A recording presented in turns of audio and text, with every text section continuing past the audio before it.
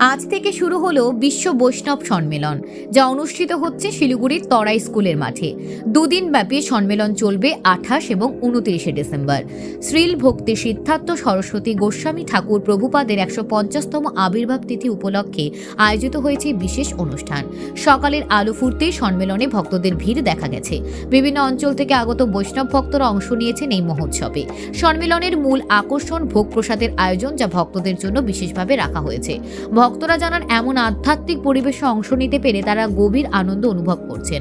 সম্মেলনের আয়োজকদের পক্ষ থেকে জানানো হয়েছে, বৈষ্ণব দর্শক ও শিক্ষার প্রচারী অনুষ্ঠানের মূল উদ্দেশ্য। দুদিন ধরে ধর্মীয় আলোচনা, সঙ্গীত এবং প্রভুপাদের জীবন ও শিক্ষার উপর বিশেষ বক্তৃতা অনুষ্ঠিত হবে। ভক্তদের মতে এমন আয়োজন আধ্যাত্মিক চেতনাকে আরো গভীর করে তোলে। শিলিগুড়ির তরাই স্কুলের মাঠ যেন পরিণত হয়েছে এক আধ্যাত্মিক মেলায়। যারা এখনো উপস্থিত হননি, তাদের আমন্ত্রণ জানানো হয়েছে মহোৎসবে যোগ দিতে। Bureau report, news prime Times. আচ্ছা, এই আপনাদের সম্মেলন কতদিন চলবে? আমাদের এই বিশ্ব বৈষ্ণব সম্মেলন আজকের হচ্ছে 28 তারিখ শনিবার এবং আগামীকাল 29 তারিখ রবিবার।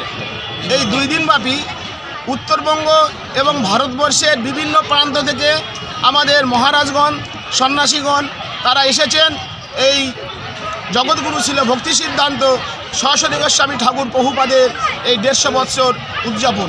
যদিও আমাদের বর্তমান চলছে 153 বৎসর, কিন্তু অনুষ্ঠান আমাদের করে আস্তে আস্তে আমাদের 3 বছর অতিক্রান্ত হয়ে গেছে এবং এটা সমাপ্ত হতে আরও আগামী 2 বছর লাগবে। কারণ আমাদের এই যিনি যে মহাপুরুষের আবির্ভাব, তার হচ্ছে 5000টি মঠ রয়েছে।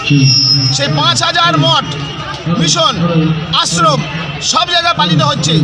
আমাদের এর উদ্বোধন শুভ সূচনা উড়িষ্যা পুরীধামে থেকে হয়েছিল, আর আমাদের সেখানে ভারতবর্ষের রাষ্ট্রপতি রামনাথ কোবিন্দ তিনি উদ্বোধন করেছিলেন। পরবর্তীকালে ভারতবর্ষের প্রধানমন্ত্রী নরেন্দ্র দামোদর মোদী তিনি এই 150 টাকা এবং এই যে ডাক টিকিট সেটি উদ্বোধন করেছেন।